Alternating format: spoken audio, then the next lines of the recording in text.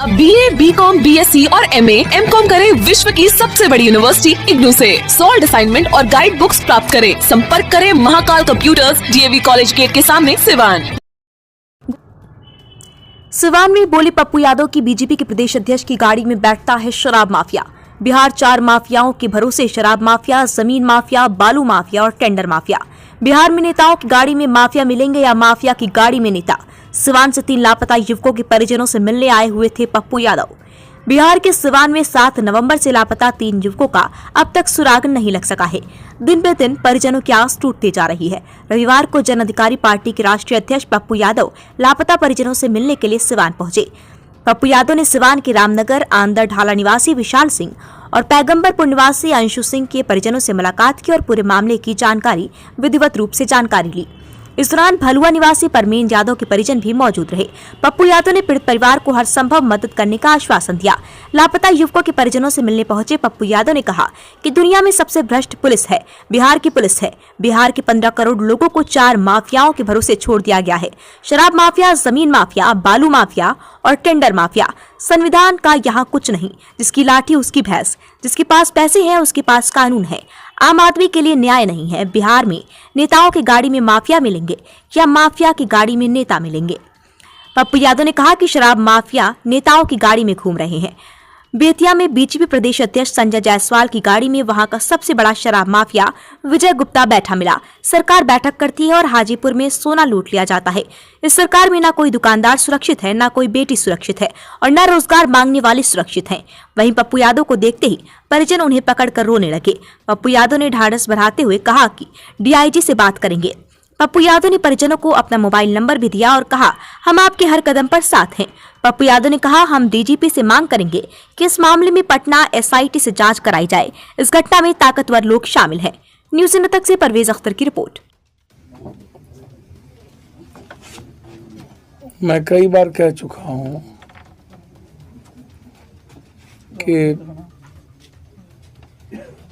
बिहार के 15 करोड़ लोगों को 4 माफियाओं के भरोसे छोड़ दिया गया। यहाँ एक तो लोकतंत्र जो है वो कंप्लीट कैद है और संविधान पर यहाँ कुछ होना नहीं है। मुखर कानून है, जिसकी लाठी उसकी भैंस, जिसके पास ताकत उसके पास कानून, जिसके पास पैसे उसके पास कानून है। कॉमन आदमी, मिडिल क्लास के लिए कानून नहीं है, न्याय नहीं है, पीस नहीं है, इकोनॉमी नहीं है।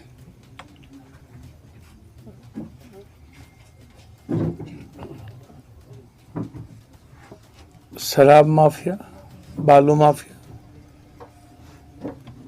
जमीन माफिया, टेंडर माफिया, ये 4 माफिया या का जो ये विधायक पालिका है, कार्यपालिका, ये उसके गोदी में बैठी रहती है। या तो नेताओं के गाड़ी में माफिया मिलेंगे या तो माफियाओं के गाड़ी में नेता मिलेंगे। अभी हम बेतिया गए तो शराब में लोग मर रहे थे। संजय जायसवाल के गाड़ी में बेतिया का सबसे बड़ा शराब माफिया विजय गुप्ता बैठा हुआ था। इसको आप समझिए। पूरी की पूरी व्यवस्था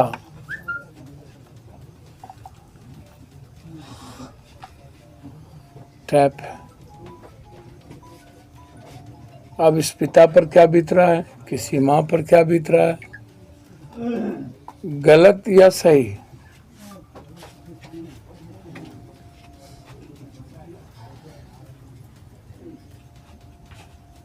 आप कानून और व्यवस्था तय करे कि कौन सही है कौन गलत है।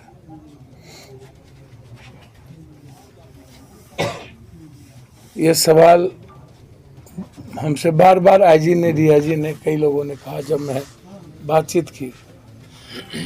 ये 2 लड़के अच्छे थे, विशाल पर केस था,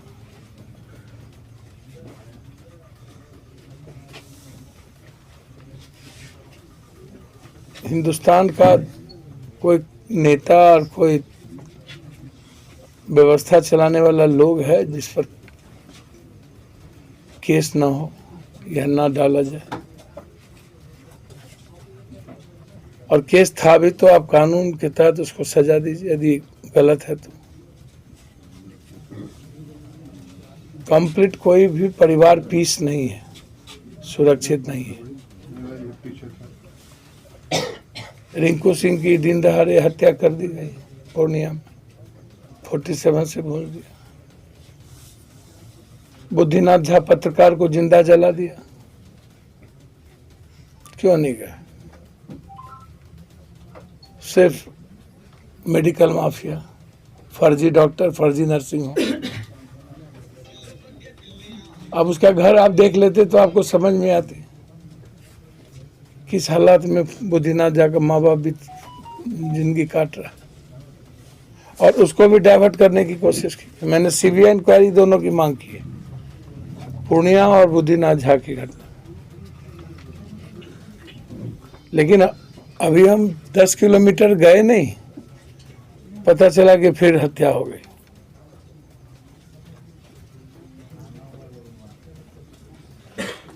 बलात्कार अपराध आम बात बन गई, और लोगों के लिए भी ये कुछ नहीं है, सिस्टम के लिए भी कुछ नहीं। ये रोजमर्रे की रूटीन में है लोगों के लिए।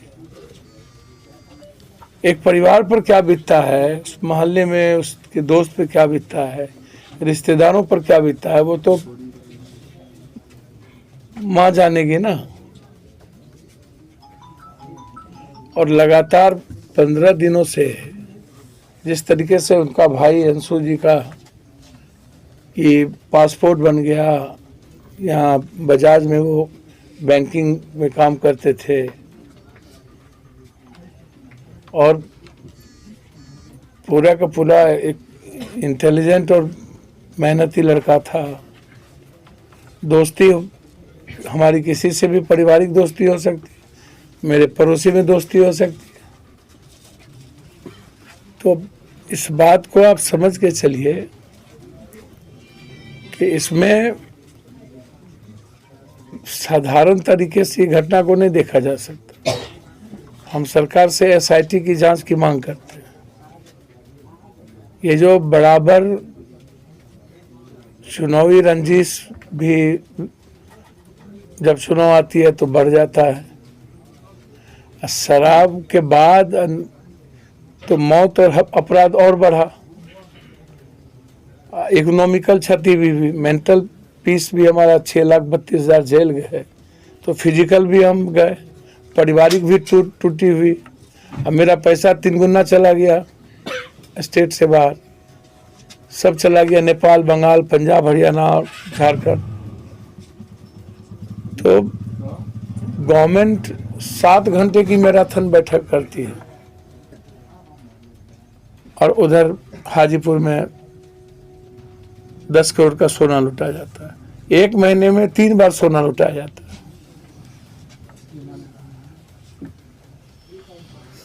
न कोई दुकानदार सुरक्षित है, न कोई बेटी सुरक्षित है, न कोई रोजगार मांगने वाला यूथ सुरक्षित है। तो सुरक्षित है कौन? डरा हुआ समाज कितना प्रगति करेगा? अभाव में जीने वाला सोसाइटी कितना आगे बढ़ सकता है? डरा हुआ और अभाव में जीने वाला इंसान अपनी जिंदगी तो जी नहीं सकता, दूसरों की क्या जिंदगी जी? तो ये हालात है बिहार के। वैसे सिवान हमारा रोल मॉडल रहा है इकोनॉमिकल के मामले में कि हम विदेशों में बाहर से हमारी रेवेन्यू यहाँ अधिक आती है, करेंसी उस मामले में बहुत ज़्यादा है। लेकिन हम बिहार को होल देखते हैं तो उसमें हमारा जो मानव सूचांक है वो दुनिया का सबसे निचले पदान पर है।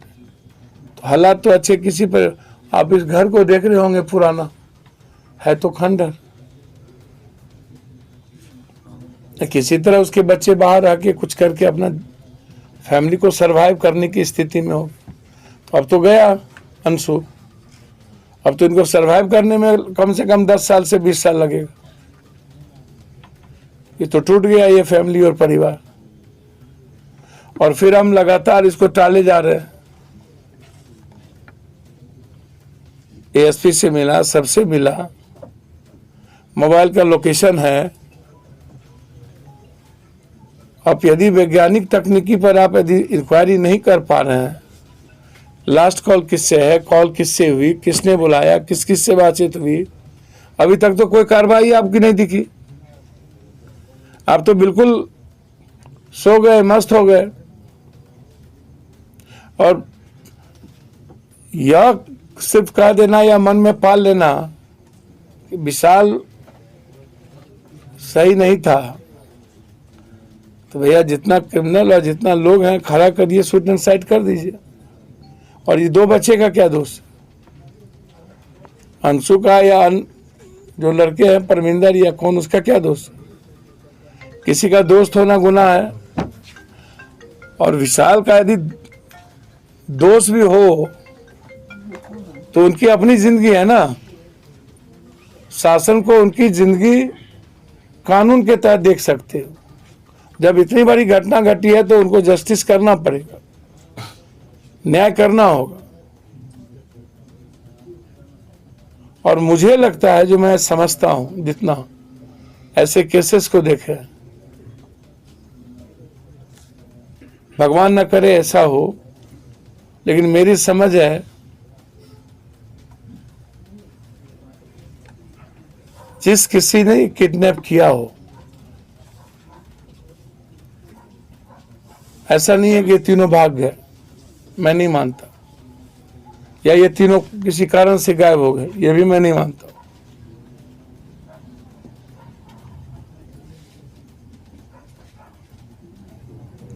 अनहोनी घटना है, किडनैप करके रखे भी होंगे, तब भी इनको इंक्वायरी करनी चाहिए, नहीं भी होगी। अब ये कह रहे हैं कुत्ता भी नहीं काम कर रहा, तो ऐसा कौन सा साइंटिफिक रीजन के तहत ये बाइक किडनैप किया गया जो कुछ भी काम नहीं कर रहा? ना टावर काम कर रहा है, ना कुत्ता काम कर रहा है, ना कुछ काम कर रहा है। तो हम सरकार से मांग करते हैं और कल आईजी से मांग करेंगे, बात करेंगे। अभी मुजफ्फरपुर छपरा मानो महाराज, मैं अभी ही बात करूंगा मानो जी से, बदल गए या जो भी हो। कोई परेशान नहीं है। क्या क्या लगता है पुलिस आखिर इतना धीरे गति में क्यों चल रही है, क्या वजह हो सकता है?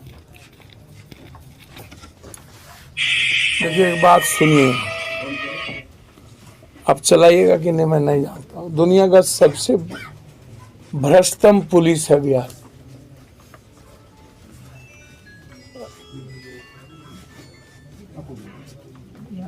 ट्रैफिक का भी काम पुलिस करेगी, डीटीओ का काम भी पुलिस करेगी, आरटीओ का काम भी पुलिस करेगी, एमवीआई का काम भी पुलिस करेगी। पुलिस सीआरपीसी के तहत काम करेगी ना, उसको सीआरपीसी से मतलब ही नहीं है। एक्साइज का काम भी पुलिस करेगी, तो फिर एक्साइज डिपार्टमेंट का है। सड़क पर मोटरसाइकिल भी चेक करोगे तो ट्रैफिक का है, गाड़ी का कागज तुम ही चेक करोगे तो एमवीआई और डीटीओ का है। सब काम बिहार में पुलिस ही करती है, सबका डिपार्टमेंट है, बंटवारा है। अब दुनिया में इस बात को आप समझ लीजिए, मैं आपको बहुत क्लियर बता दूं, कोई ऐसा धंधा नहीं है जिसमें पुलिस का इन्वॉल्वेशन नहीं है। बालू पुलिस, शराब पुलिस, ये बात उपेंद्र कुशवाहा भी कह रही है, जदयू के लोग, और यही बात संजय जायसवाल भी कह रहा है, बीजेपी के नेता। तो जदयू के भी नेता यही बात कह रहे हैं और भाजपा का भी नेता यही बात कह रहे हैं कि पुलिस ही इन्वॉल्व है सारी चीजों में। संजय जायसवाल तो एक कदम बढ़ के बोलते हैं, इतना कमजोर कायर मजबूर आदमी भी एमपी एमएलए बन जाता है और अध्यक्ष बन जाता है।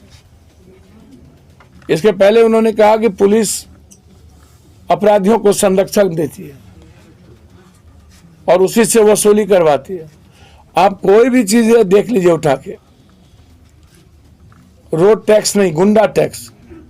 पुलिस गुंडे रखती है टैक्स वसूलने के लिए। गाड़ी सीज करेगी गुंडा के द्वारा, पैसा वसूलवाएगी गुंडे के द्वारा। कोई भी काम आप उठा के देख लीजिए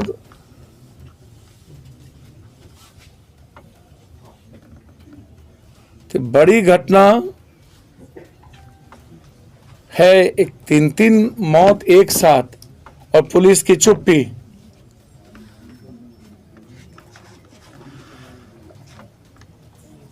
और आम लोगों का इस पर मौन होना।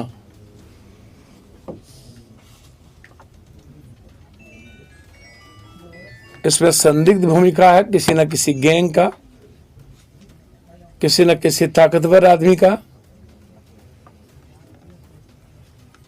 जो राजनीतिक रूप से रसूखदार होंगे, पैसे और ताकत से रसूखदार होंगे। ऐसे लोग इसमें इन्वॉल्व हैं। इसके पीछे कौन कौन ताकत है, उसकी साजिश का पर्दाफाश करने के लिए सिवान की एसआईटी टीम नहीं, पटना एसआईटी टीम बड़े लेवल पर बना के इसकी इंक्वायरी हो और अविलंब उस परियोजन के और समाज के सामने लानी चाहिए। हम लगातार ये घटना पर नजर रख रहे थे। हमारे जनरल सेक्रेटरी प्रेमचंद सिंह जी लगातार 1 सप्ताह से हमने कहा था कि लगिए और जरूरत है तो चलिए, क्योंकि 7 जिले के बाद 8वां जिला हम आपके यहाँ हैं। 2 कदम भी खाली नहीं है मौत। तो इसीलिए जरूरत होगी तो हम और हमारी पार्टी हम संघर्ष भी करेंगे, आवाज भी उठाएंगे और पुलिस से कहेंगे मर्डर होता है, किडनैप होता है। किसी भी रूप में गलत तरीके को अमली जामा नहीं पहनाया जा सकता।